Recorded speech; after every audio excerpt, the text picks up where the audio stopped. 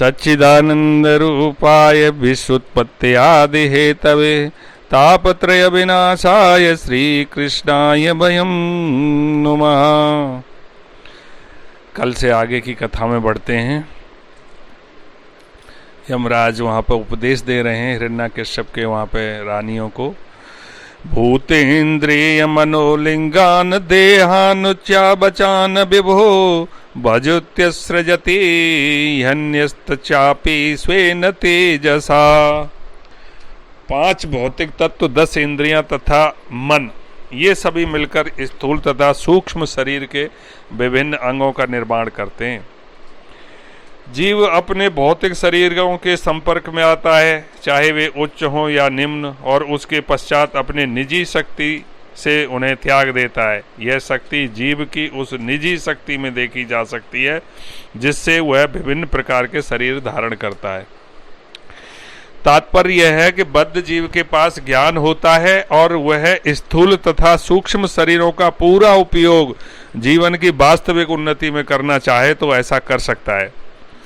इसलिए यहाँ कहा गया है कि वह अपनी उच्च बुद्धि से स्वेन तेजसा अर्थात उचित स्रोत अर्थात गुरु या आचार्य से प्राप्त श्रेष्ठ ज्ञान की श्रेष्ठ शक्ति से अपने बद्ध जीवन को भौतिक जीवन में त्याग कर भगवत धाम वापस जा सकता है। किंतु यदि वह अपने आप को भौतिक संस्कार के अंधकार में रखना चाहता है तो वह ऐसा भी कर सकता है। श्री भगवान इसकी पुष्टि श्रीमद् भगवत गीता में इस प्रकार करते हैं कि यान्ति देवव्रता देवान पितृन यान्ति पितृव्रता भूतानि यान्ति भूतेज्या यान्ति मद्याजिनोऽपि माम्। कि जो लोग देवताओं की पूजा करते हैं वो देवताओं के लोक में जाते हैं, जो भूत प्रेतों की पूजा करते हैं वो भूतों के बीच में जन्म लेते हैं, और जो पितरों की पूजा करते हैं वे पितरों के पास जाते हैं, और जो मेरी पूजा करते हैं वो सीधे मेरे साथ रहते हैं। मनुष्य का शरीर बहुत मूल्यवान है, प्रीशियस है। चाहे कोई तो इस शरीर का उपयोग उच्च लोक तथा पितृलोक जाने के लिए कर सकता है या इसी अधोलोक में रह सकता है, किंतु यदि वह कोशिश करे तो अपने घर भगवत धाम भी वापस जा सकता है।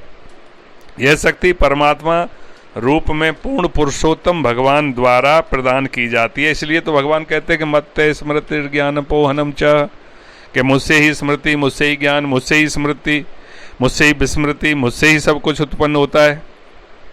यदि कोई पूर्ण पुरुषोत्तम भगवान को वास्तविक ज्ञान प्राप्त यदि कोई पूर्ण पुरुषोत्तम भगवान से वास्तविक ज्ञान प्राप्त करना चाहता है तो वह बारंबार शरीर धारण करने के बंधन से मुक्त हो जाता है।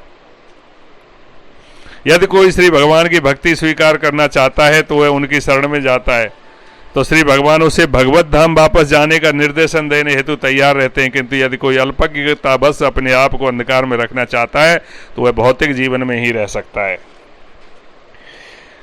जब तक आत्मा, मन, बुद्धि तथा मिथ्या अहंकार से युक्त ये शरीर द्वारा ढका रहता है तब तक वह अपने सकाम कर्मों के फल में बना रहता है। इस आवरण के कारण आत्मा भौतिक शक्ति से जुड़ा रहता है, इसलिए उसे उसी के अनुसार जन्म जन्मांतर भौतिक दशाओं एवं उतार चढ़ावों को भोगना पड़ता है।